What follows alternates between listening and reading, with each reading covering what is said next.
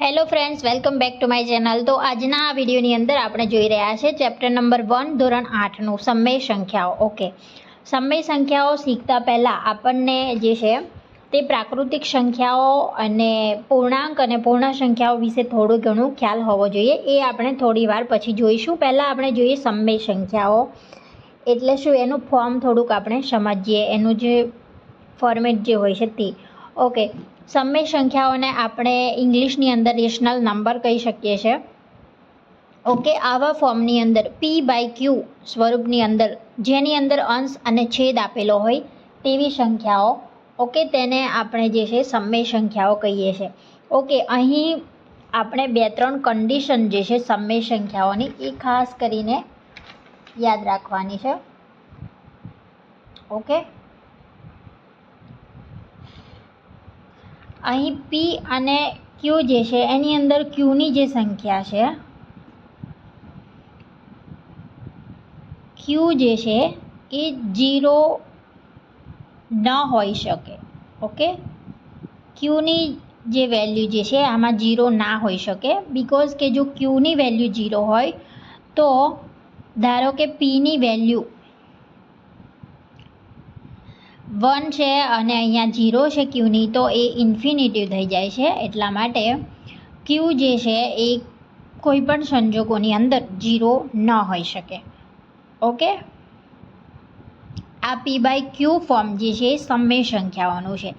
આપણને ખ્યાલ છે નેચરલ નંબર વિશે. નેચરલ નંબર જેને આપણે n કહીએ છીએ, પ્રાકૃતિક સંખ્યા કહીએ છીએ, પ્રાકૃતિક સંખ્યાઓ. ઓકે, પ્રાકૃતિક સંખ્યાઓ જે છે એને આપણે n થી દર્શાવીએ છીએ નેચરલ નંબર. એમાં આવે 1, 2, 3, 4, 5. ઓકે, અને ઇન્ફિનિટી સુધી આપણે નેચરલ નંબર જે છે એને કહેવામાં આવે છે નેચરલ નંબર. ત્યારબાદ હોલ નંબર એટલે કે જે પૂર્ણ સંખ્યાઓ છે. આ હતું નેચરલ નંબર વિશે. પૂર્ણ સંખ્યાઓ જેને આપણે W વડે દર્શાવીએ છીએ, હોલ નંબર વડે. ઓકે, હોલ નંબર જે હોય છે એમાં 0 એડ કરી દેવામાં આવે નેચરલ નંબરમાં તો આપણને મળે છે હોલ નંબર્સ. ઓકે, અને ત્યારબાદ જે છે પૂર્ણાંક સંખ્યાઓ હોય છે. પૂર્ણાંક સંખ્યાઓ એટલે કે ઇન્ટીજર્સ. ઇન્ટીજર્સ, ઓકે, એની વેલ્યુ જે હોય છે માઇનસમાં હોય, -3, -2, -1, 0, 1, 2, 3 અપ ટુ ઓકે ઇન્ફિનિટી સુધી. તો અહીં જોઈ શકાય છે નેચરલ નંબર જે છે એમાં આપણે 1 થી સ્ટાર્ટ કરીને ઇન્ફિનિટી સુધી બધા જ નેચરલ નંબર એટલે કે પ્રાકૃતિક સંખ્યાઓ કહી શકાય.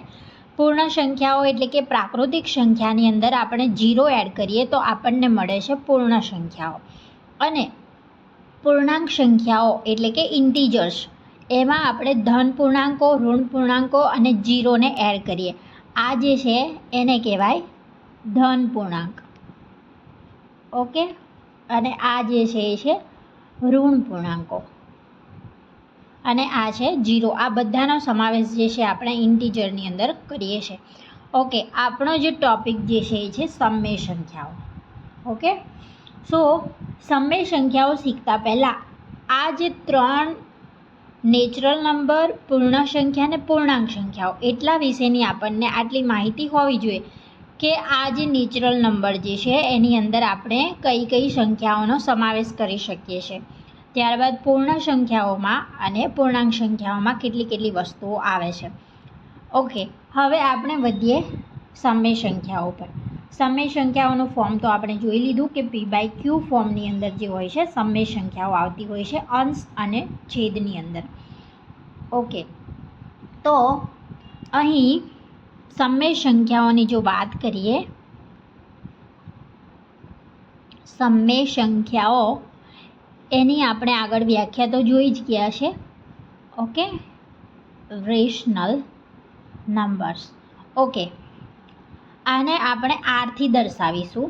R is equal to P by Q, જ્યાં પી અને ક્યુ જે છે એ પૂર્ણાંક સંખ્યા હશે અને બીજી કન્ડિશન એ છે કે ક્યુની વેલ્યુ જે છે ક્યારેય 0 ન હોઈ શકે. ક્યુ ઇઝ નોટ ઇક્વલ ટુ 0, એટલે કે ક્યુની વેલ્યુ જે છે 0 ન હોઈ શકે અને પી અને ક્યુ જે છે તે પૂર્ણાંક સંખ્યાઓ હશે. તો આ જે છે સમય સંખ્યાઓની એક વ્યાખ્યા હતી. અને આ જે વિડીયો છે એની અંદર આપણે શું જોયું? આપણે જોયું નેચરલ નંબર, પ્રાકૃતિક સંખ્યાઓ જે છે એના વિશે, ત્યારબાદ પૂર્ણ સંખ્યાઓ વિશે જોયું અને પૂર્ણાંક સંખ્યાઓ વિશે જોયું, અને ત્યારબાદ જે છે એ સમય સંખ્યાઓ કોને કહેવાય એના માટેની થોડી ઘણી આપણે આ વિડીયોની અંદર માહિતી મેળવી છે. આખું જે પેજ જે છે અહીંયા આપણે જોઈ શકીએ છીએ. ઓકે, સો આ જે વિડીયો જે છે એ ચેપ્ટર નંબર 1નો ફર્સ્ટ વિડીયો છે, જેની અંદર ફક્ત આપણે સંખ્યાઓ વિશે ઇન્ટ્રોડક્શન મેળવ્યું છે.